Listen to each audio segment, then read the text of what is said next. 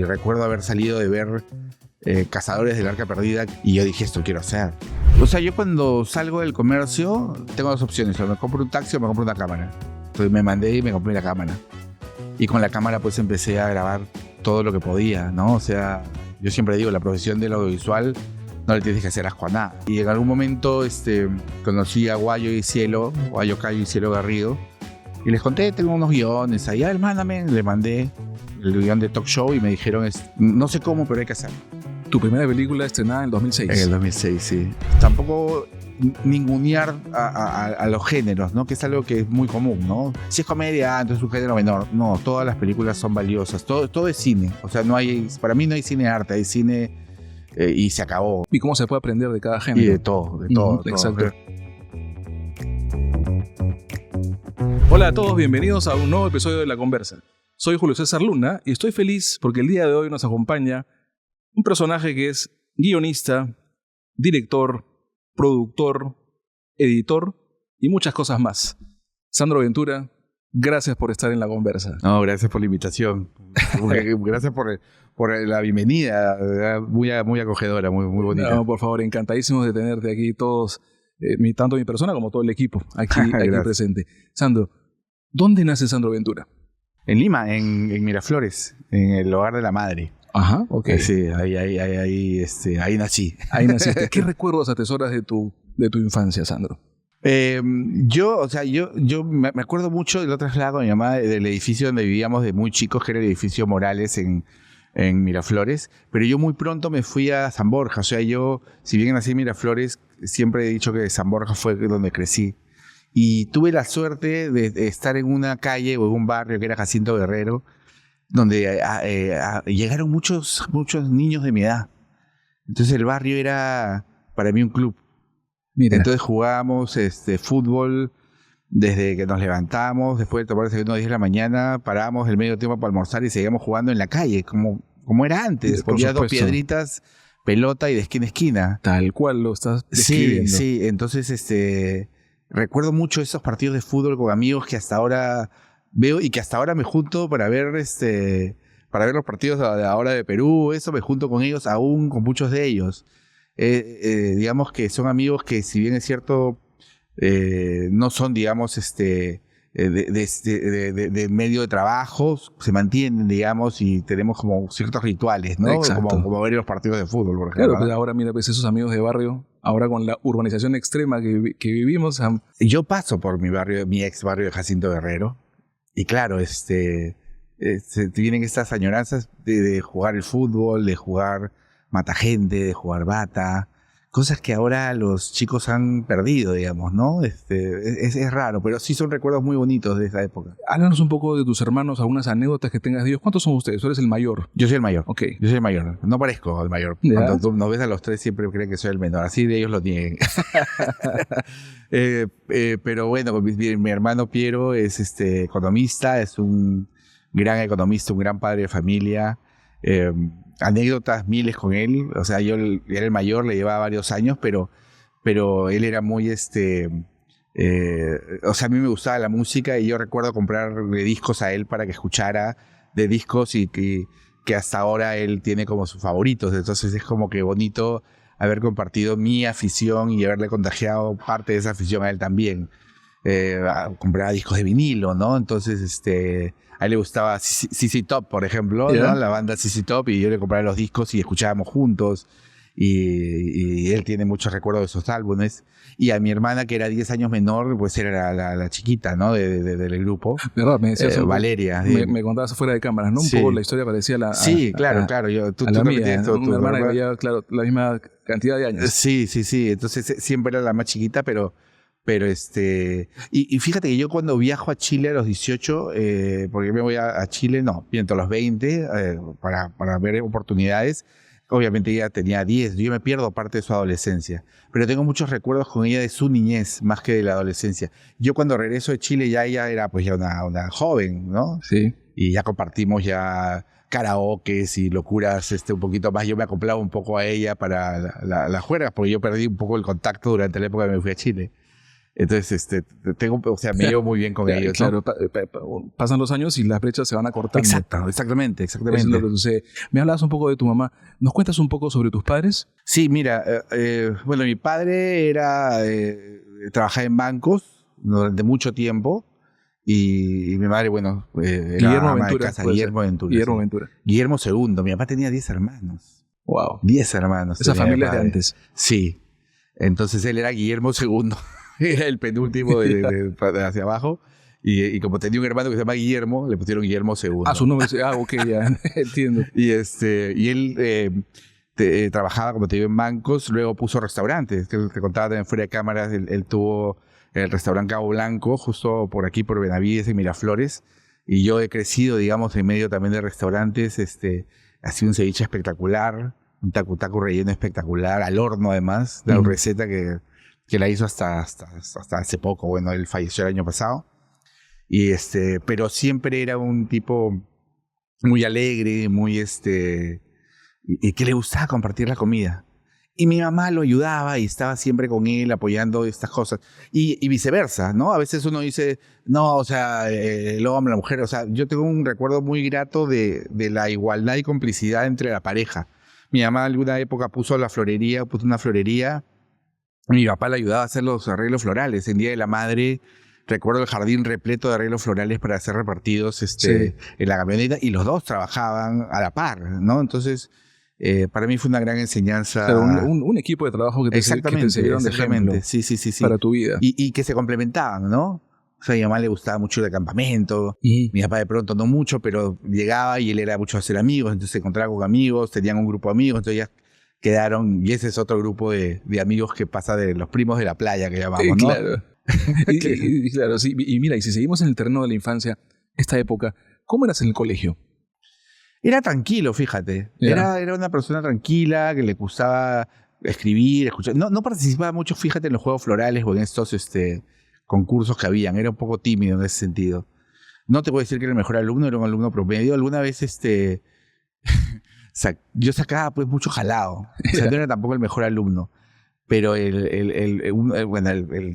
tutor de mi clase, mi mamá me contaba ahí entre risas, a la hora me dijo, o sea, yo tenía pues 4 jalados el primer bimestre, 8 el segundo, 4 el tercero, 7, varios jalados, tintes rojos. pero los tenía exactamente puestos para el final salir invicto. Entonces el profesor le decía, su hijo es un vivo, o sea... Una estratega. Sí, o sea, no jala el mismo curso. O sea, hace su promedio, y yo nunca fui a vacacionar, solamente fui una vez a vacacionar, que fue química. Esas vacaciones útiles. Sí, ¿no? o sea, la única vez en toda mi vida, a pesar de mi récord, creo que fue 9 jalados en un bimestre, de 13 cursos, digamos, ¿no? Claro. Aprobé educación física y cívica, pues de milagro, todo lo demás lo jalaba. Pero al bimestre siguiente me esforzaba en lo otro y así era un poco... Claro. ¿Te das cuenta cómo estos sistemas de educación probablemente en un futuro, Dios quiera, vayan pasando a la historia, ¿no? Ahora existen sistemas donde fomentan las inteligencias múltiples de los alumnos, ¿no? Sí, yo no entiendo bien mucho de eso, no soy tampoco digamos, experto en docencia, pero soy sincero, no entiendo. O sea, a mí la química, la física no me ha servido de nada. O sea, a mí me hubiera gustado que potencien más mis habilidades en otros ámbitos, ¿no? O sea, de pronto en la cuestión de literatura o en artes. Hay gente que es muy buena en deportes y no en temáticas, y podrían haber salido muchos jugadores probablemente de ahí, ¿no? Y si hablamos de habilidades y de artes, Sandro, ¿cuándo es que tú cuándo se da este acercamiento con el cine? ¿Cuándo se da? Yo siempre recuerdo a mi padrino, Alfonsito Barrantes, que no era el exalcalde, era un homónimo. Okay. Que era muy amigo de mi papá, iba todos los sábados a mi casa y todos los sábados me llevaba al cine San Antonio, que había en matinales.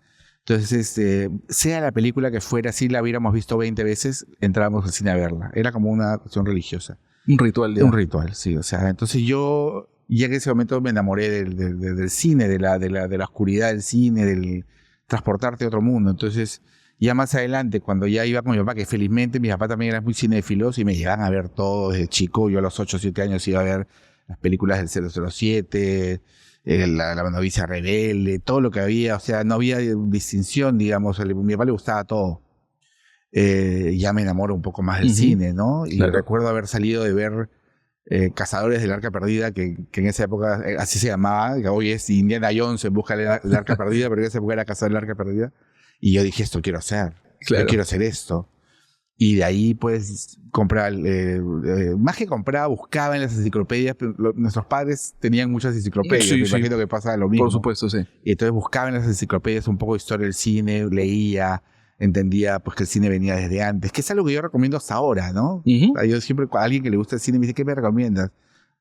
Anda atrás, o sea, mira el cine mudo, mira las primeras películas, o sea, es nutrirte de todo. Eso hice yo a través de la lectura, porque en esa época no había streaming, no había YouTube, entonces no podías ver esas películas.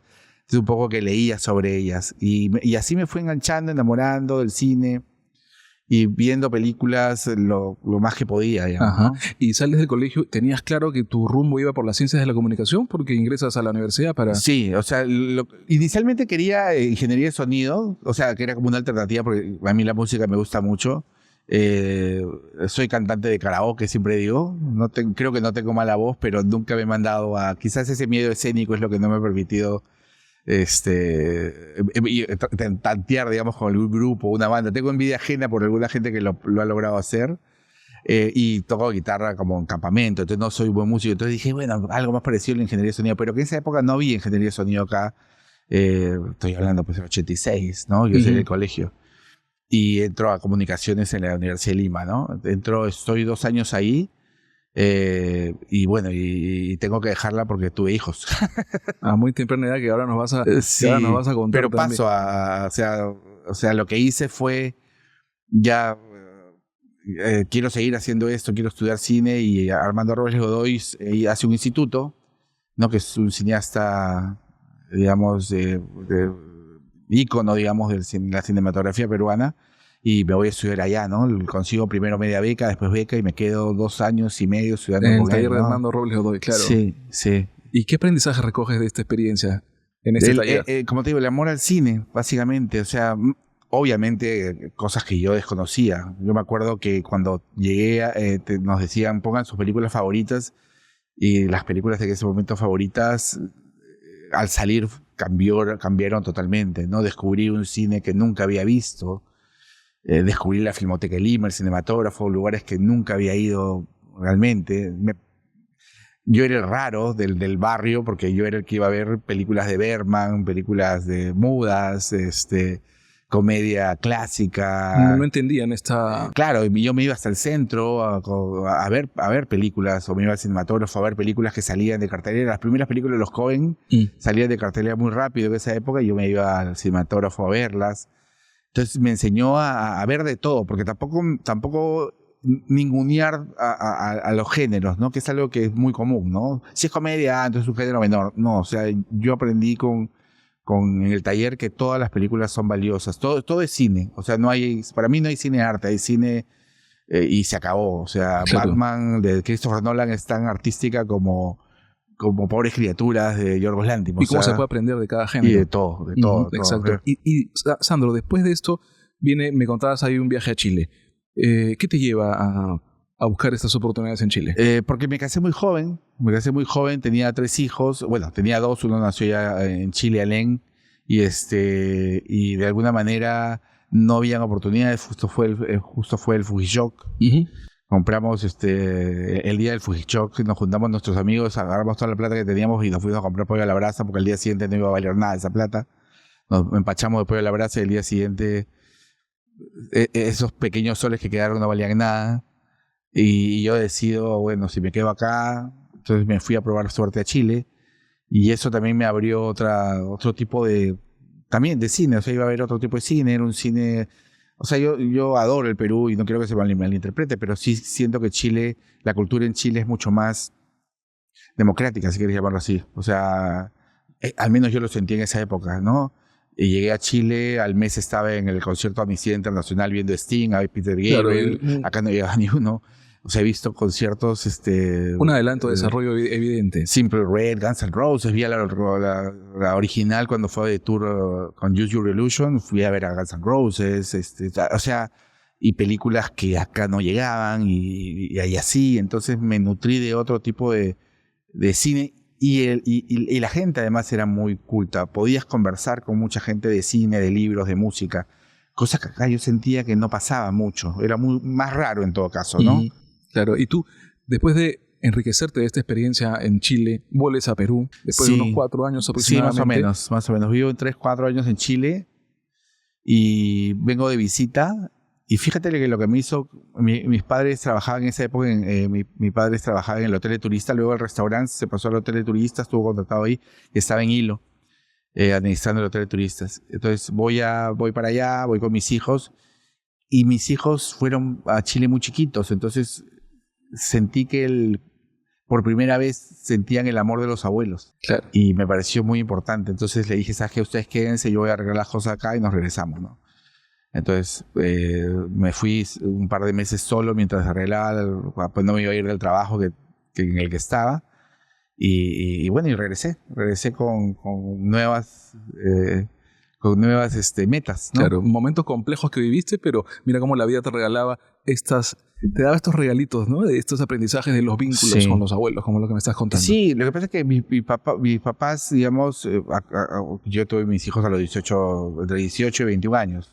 Claro, rápidamente. Entonces mis padres también fueron abuelos jóvenes, pero, digamos, los criaron los primeros años y nos fuimos a Chile todos. Entonces hubo una temporada que ellos no vieron a mí, o sea, no gozaron de esa parte de como te digo, incluso Alén, el menor, nació en Chile, entonces lo conocieron cuando vino ya de 4 años. Claro. Entonces, o sea, creo que prioricé ese vínculo de los abuelos con mis hijos, ¿no? Entonces dije, bueno, ya es momento de regresar, ¿no? O sea, estar solos allá. Además, así como te digo lo de la cultura de Chile, Chile tiene un clima muy complicado para vivir, ¿no? Sobre todo para niños, ¿no? Sí. Me parecía un poquito complejo, digamos, pasar los inviernos con ellos allá, ¿no? Exacto. Y entonces, después de sortear todas estas experiencias, vienes aquí, recuerdos de tus primeros trabajos. Hice de todo, hasta, o sea, tenía un tío que tenía una empresa de buses y me consiguió un trabajo de que los que chequeaban los buses de provincia, entonces me dejaban en el desierto esperar que el otro bus pasara para que me recogiera y yo contabilizaba los pasajes. Ajá. O sea, he hecho de verdad, nunca le he hecho asco al trabajo, nunca. Okay. O sea, yo no vengo de una clase adinerada, vengo de una clase media baja y no tengo ningún problema en decirlo. Padres que con mucho esfuerzo nos dieron lo que podían y lo que no podían nos lo buscábamos nosotros. O sea, si no había propina, pues trabajaba de mozo cuando mi papá tenía restaurante o lo que fuere. Y igual cuando regresé, pues buscaba trabajo en un lado, en otro y así, ¿no? Como te digo, lo de los buses siempre me acuerdo porque yo decía, qué avesado. O sea, me bajaba en el medio del desierto a esperar que el otro bus de regreso me recoja y era como un ping-pong, digamos, ¿no? Experiencias que de alguna forma nos van fortaleciendo también. Sí, y no había celulares para estar mirando o para escuchar, para llamar y decir, estoy varado aquí en el medio del desierto. Nada, tenías que confiar nomás que iba a pasar el bus. Claro. Entonces, ¿cuándo es que se da, Sandro, este acercamiento con el mundo de las comunicaciones ya después del retorno? O sea, yo siempre estuve vinculado de alguna manera. Paso a trabajar al comercio. Me contratan en el comercio.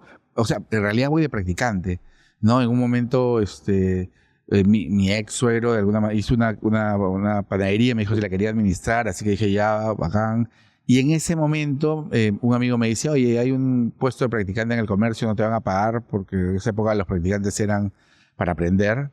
Y voy, y recuerdo que en ese momento a la jefa, que en ese entonces era Rocío Silva Santisteban, le digo, yo no sé escribir, pero sé de cine, de música, así que pregúntame lo que quieras y te voy a responder.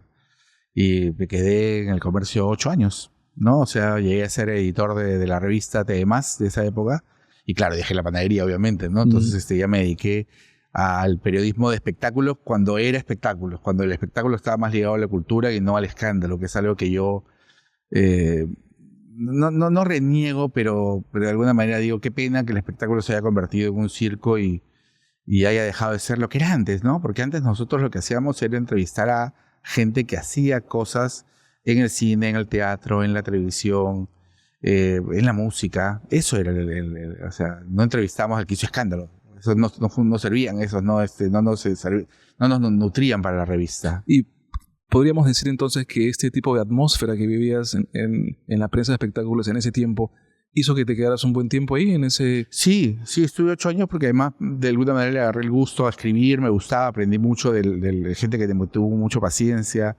que eran mis jefes, Alberto Cervat, Eduardo Lavado, que sigue siendo un gran amigo mío, que prácticamente me enseñaron un poco con muchísima, digamos, o sea, no fueron egoístas, sino que me enseñaron oye, esto no hay que escribir esto, acá, o sea, qué sé yo, me moldearon, ¿no? Uh-huh.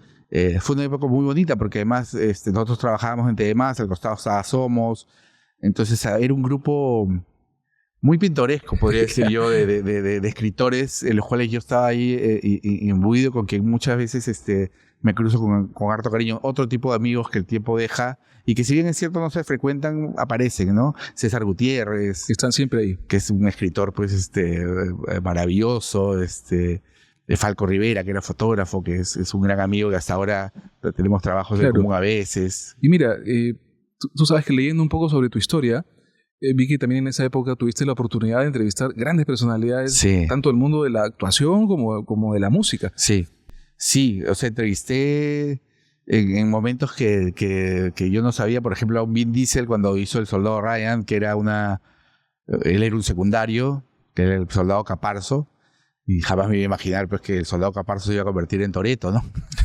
Pero lo entrevisté por teléfono a un integrante de Metallica, y en persona entrevisté a Shakira, a Mel Gibson, wow.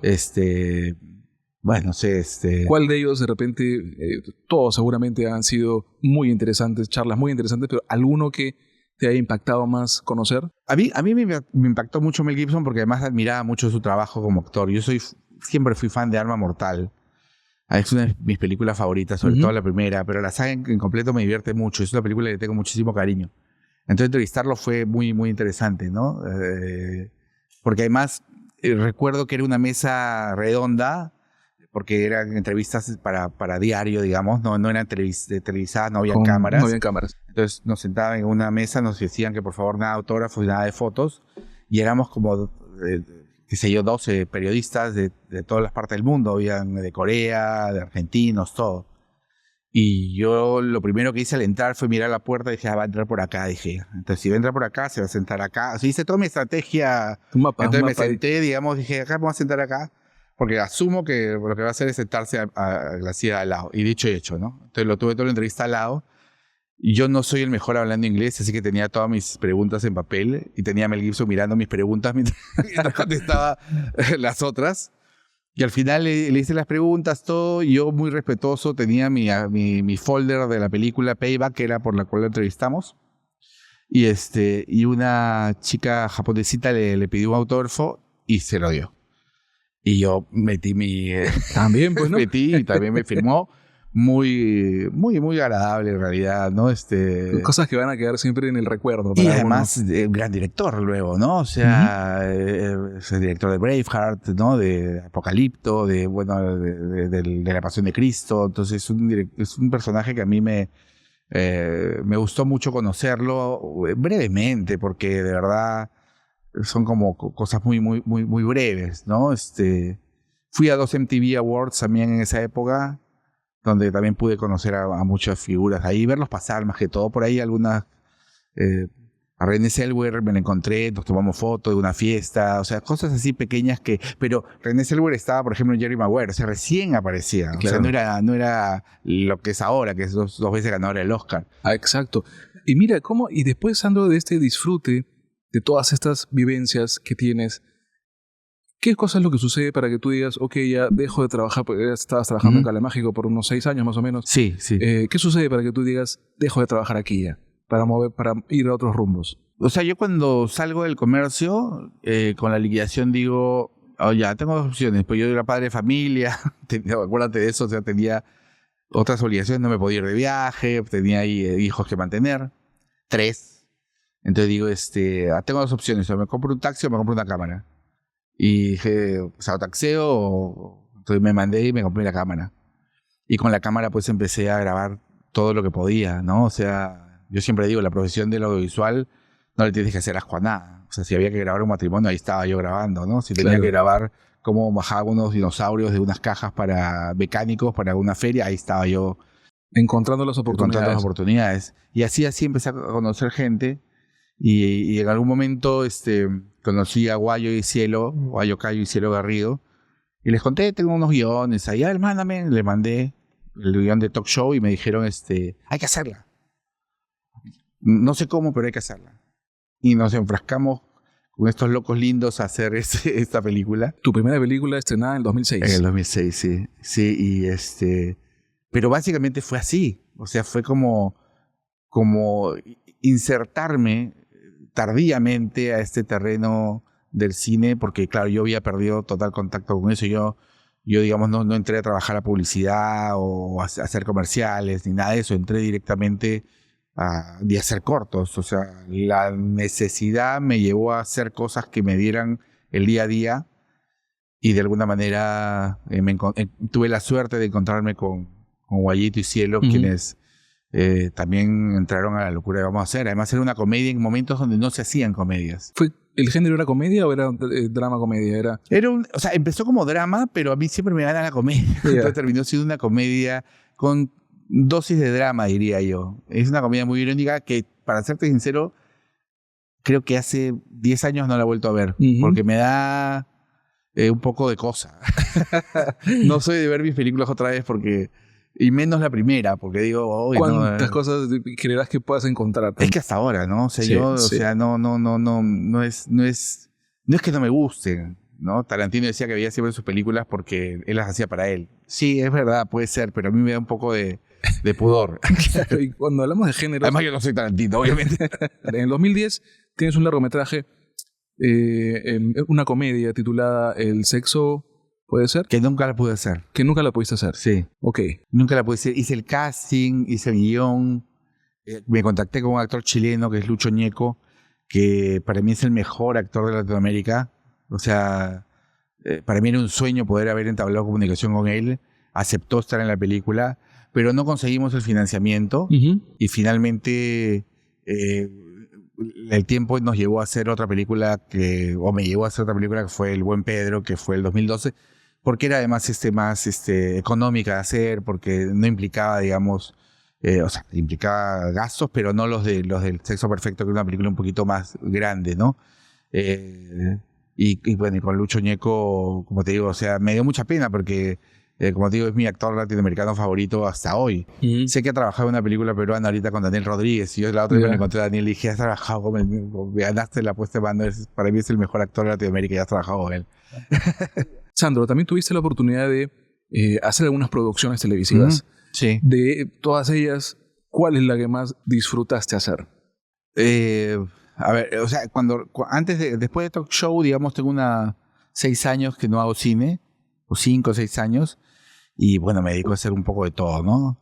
Hice El Gran Cambio de tu Vida, que fue como el regreso de Gisela, era un microprograma que era muy divertido en realidad, porque eran los cambios, chicas que participaban por hacer un cambio total en su look, y incluyendo cirugías, y era todo un tema, y era un mundo que yo desconocía. Y fue una experiencia bastante simpática, porque era un equipo muy, muy reducido. Y luego Gisela pasa a hacer Bailando por un Sueño. Yo estoy en la primera temporada haciendo los guiones.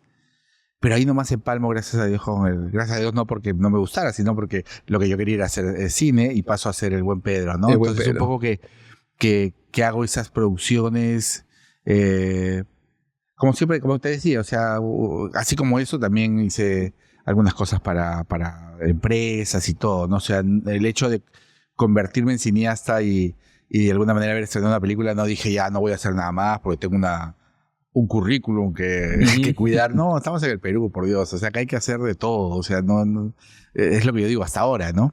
Y para las personas que nos están escuchando y mirando y que probablemente no estén familiarizadas con los temas de dirección, creación, ¿cómo abarca toda esta realización de una película, ¿no? En todos los puntos que hay que ver entre las ediciones, los guiones. ¿Nos cuentas un poco sobre eso? O sea, todo empieza con una idea, digamos, que da pie al guión, digamos, ¿no? La escritura y guión, que es un proceso un poco largo A mí me encanta, o sea, porque es el momento en el cual se gesta, digamos, la película y que tienes que pulir el guión. O sea, he llegado a tener versiones 23, 24 de guiones y hacerlo tuyo también, ¿no? O sea, que sea la historia que tú quieras contar más allá de lo que te digan o lo que alguien quiera. Yo siempre digo que el cine es como el fútbol, ¿no? Todos son directores. Así como todos somos entrenadores, todos son directores. Todos quieren saber. Pero yo siempre digo la honestidad ante todo, entonces es lo que yo percibo más allá de que te guste o no.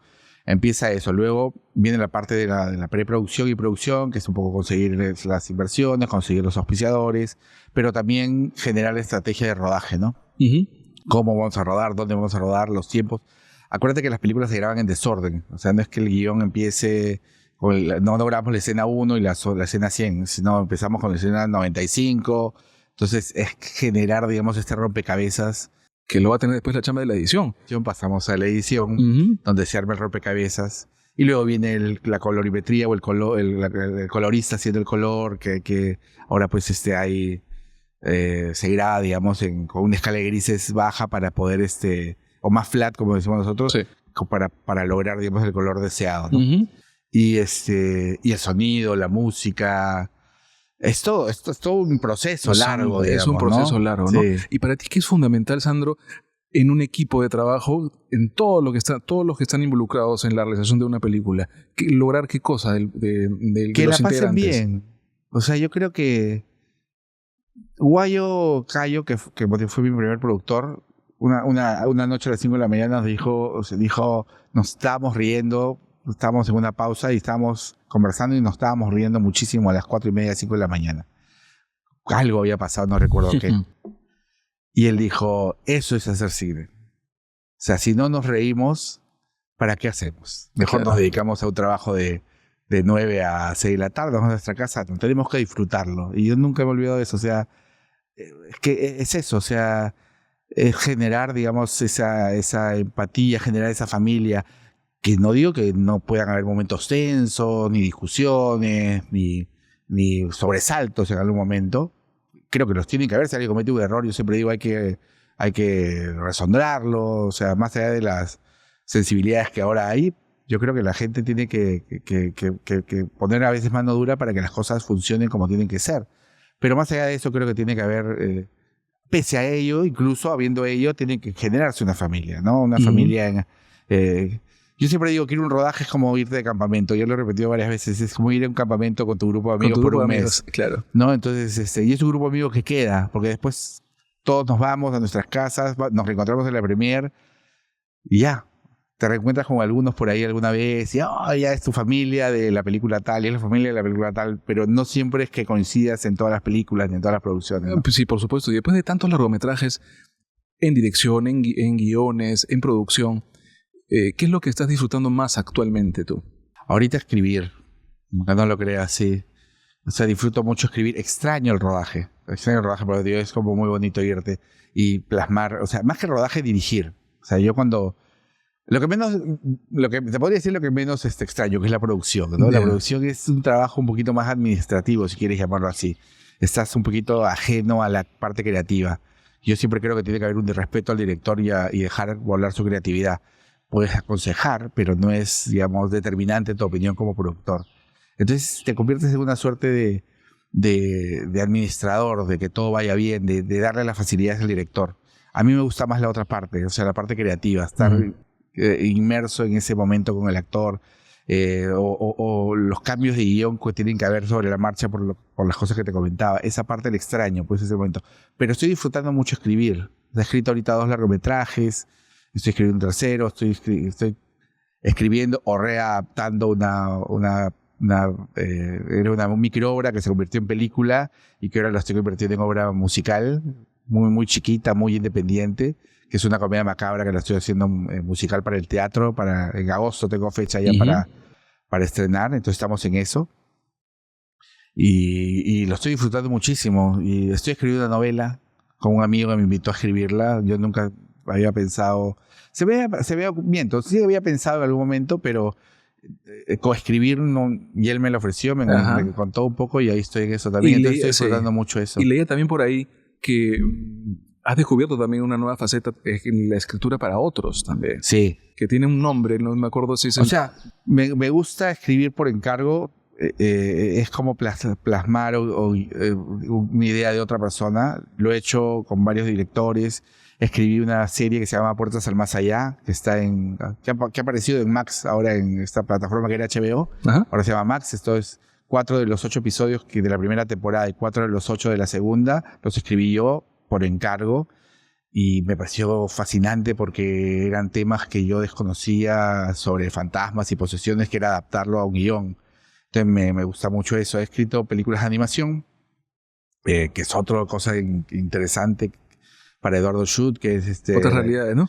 Sí, o sea, de repente tienes un personaje que es una osa, como Milagros, una osa extraordinaria, entonces es otro mundo.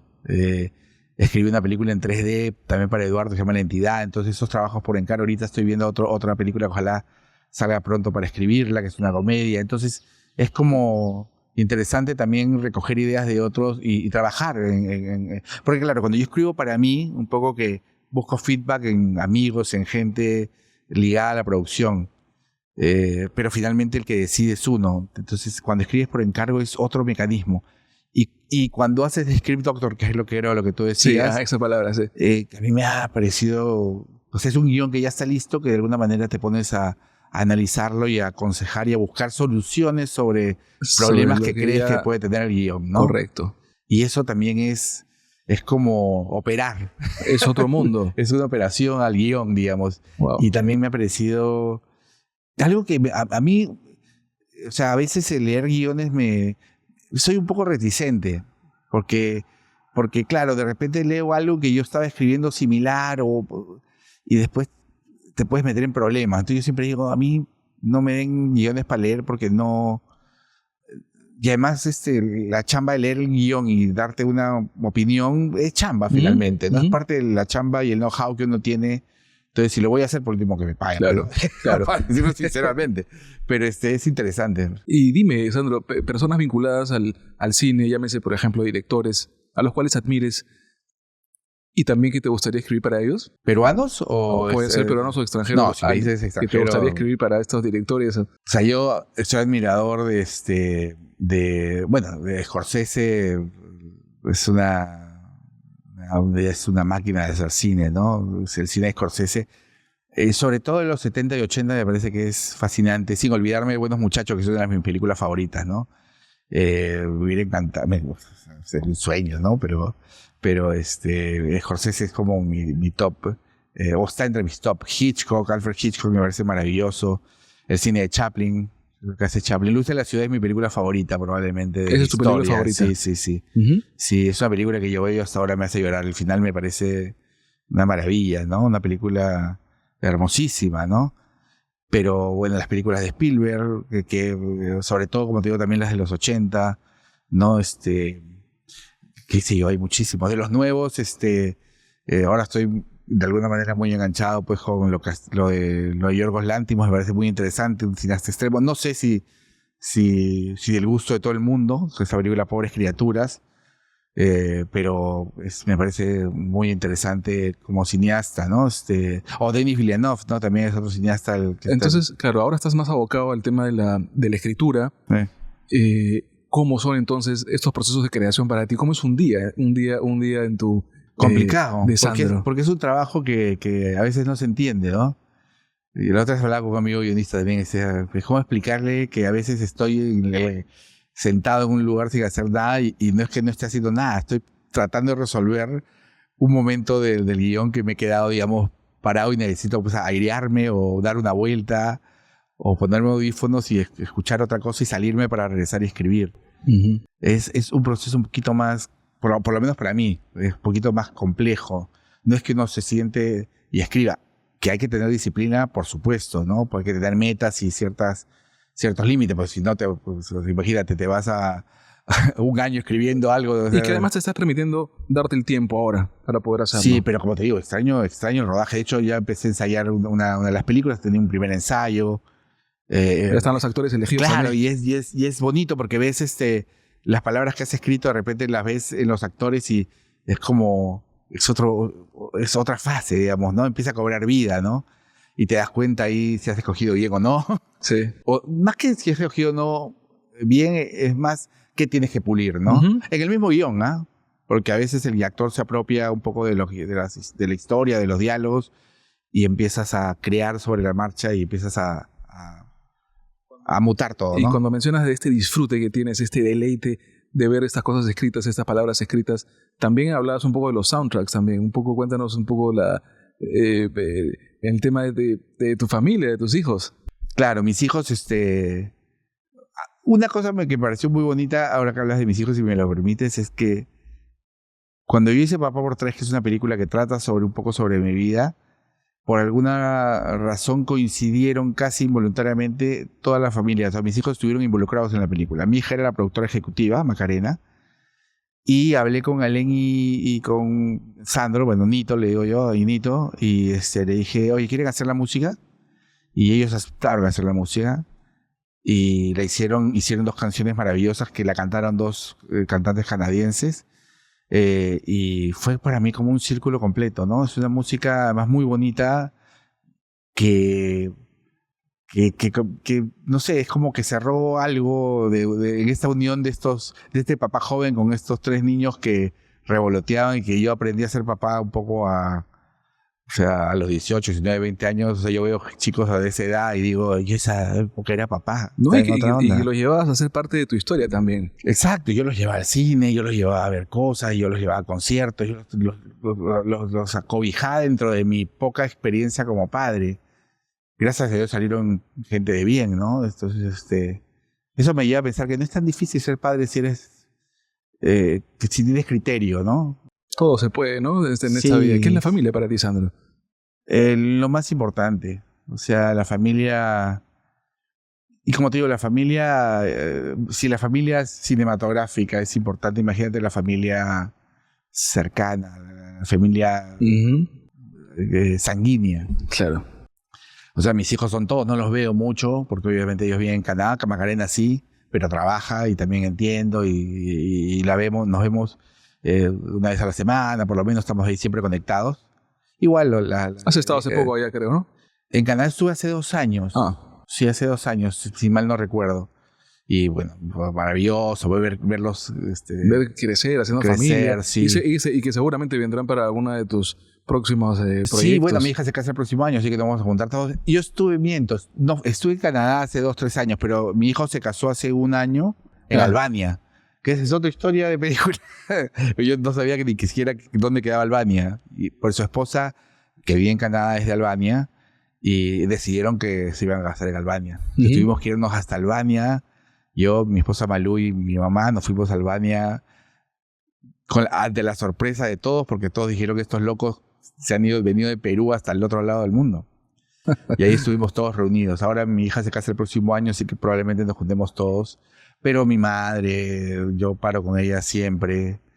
Bueno, estuve con mi padre siempre. Yo siempre digo, siento que de alguna manera tengo muy gratos recuerdos que superan los malos recuerdos, ¿no? Porque mi papá tuvo, digamos, unos problemas de demencia un poquito, entonces es un proceso muy duro, ¿no? Que yo pasé el año pasado, pero también tengo momentos muy, muy bonitos. El último mundial lo vi con él, ¿no? Nos juntamos a ver el mundial. Esos son los momentos que se guardan. Sí. Entonces, yo creo que siempre hay que ver el vaso lleno. En general, en la vida hay que ver el vaso medio lleno y no el vaso medio vacío. Es muy fácil ver el vaso. Podemos decir entonces que eso es lo que te llena, lo que te gratifica. Sí, o sea, y en todo sentido. Te contaba que ahora tengo mis perros, yo soy que no son uno, no son 2. Claro, yo tenía Malú llegó con Yetro, que es el perro el mayor, el patriarca, que ahora tiene 13 años. Luego yo le decía, yo quiero un perro para mí. Llegó Agnes, que era muy traviesa. Dijimos uno más para que acompañe a Agnes, que llegó Yango. Y hace 2 meses nacieron 7 perros. Y ahí están como miembros más. Y decidimos quedárnoslo y estamos chochos con ellos, sí. Y es mi familia, los protejo y los cuido tanto como claro. Un gran sentido de la familia, es lo que tienes, definitivamente. Sandro, ¿qué se viene para este 2024? Nos contabas un poquito, pero los próximos planes que se vienen ya aterrizados para este 2024.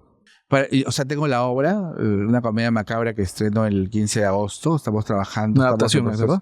es la adaptación y va a ser musical. O sea, es una suerte de adaptación entre la microobra que hicimos en el 2018, que fue como la gestación de todo, y la película. Es como haber hecho un guión que junta los dos. Creo que tiene más el espíritu de la obra. Es más irreverente, más tiene esa onda. Pero musical. Estamos compitiendo. Dije, bueno, si vamos a mandar a hacer teatro, que es primera vez que voy a dirigir teatro de largo duración, yo tengo muchísimo respeto. Yo no soy un hombre de teatro. Pero bueno, dije, pues es mi hijo. La onda con mi mamá es mi hija, Claro. mi hija.